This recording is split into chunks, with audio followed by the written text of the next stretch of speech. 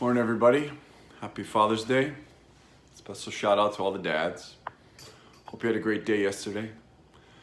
Just want to remember all those fathers who have passed, especially thinking about the people that have lost their dads in the past year. Maybe there's something special we can do this week to honor them and their memory. So yesterday in the church, it was the 12th Sunday of Ordinary Time.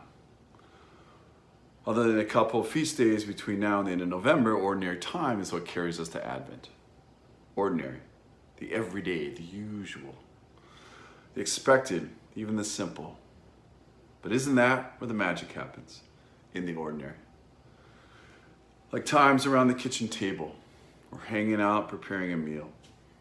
Ordinary events like taking a walk, having a good conversation, reading a book, watching a movie, playing a game, cards, hanging out on the deck.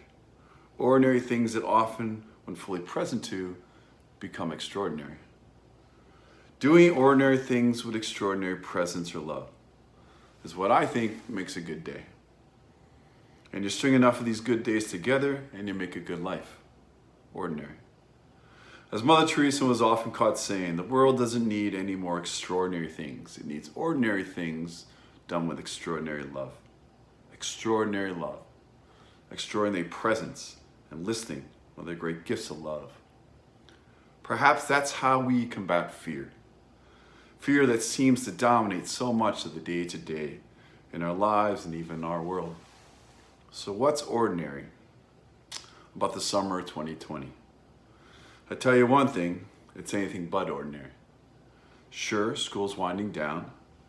We have a number of things to wrap up, but ordinary, I don't think so, not this year. The ordinary things like summer camp and road trips and vacations or travel. Times with friends, family, celebrations, fireworks, barbecues, even time on the beach. These are all going to be a little different, not ordinary. So what do we settle into? What might be ordinary? Or what might we hold on to? In yesterday's gospel, Jesus begins by telling his disciples, his students, do not be afraid. See, he's combating fear. He goes on to say, everything will be made clear. Everything will come out into the light. Everything will be heard from the rooftop. And the physical or the body or the temporary will pass, and that's okay. Don't be afraid. He says it again.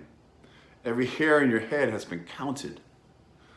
So there's no need to be afraid. You are worth more than many sparrows.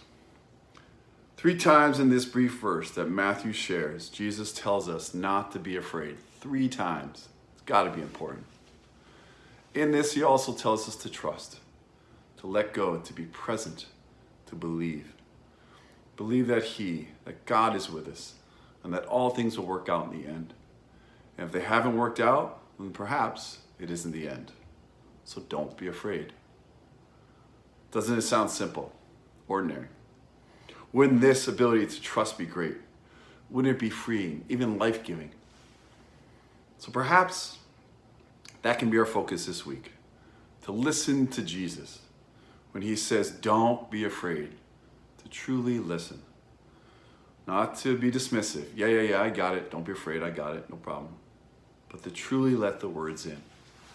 Let us hear it in a new way. And let go of the fears that often get in the way. Fears that on one level creep into our thoughts. They bring doubt. They bring uncertainty. They bring unnecessary worry. Or fears on another level, a deeper level, that often cripple or paralyze someone. Can we let go of 1 or 2 moments this week of these fears as they arise? As you know they will. Can we settle into Jesus' imploring, his loving invitation to let go and not be afraid? Can we? May you embrace and be fully present to the ordinary times or moments in this week ahead. And if you'd like a little help in doing this, I've included a simple prayer practice or meditation that might help you if you tried a few times to be present to these moments. Give it a go and let me know what you think. Peace. Have a great week, everybody.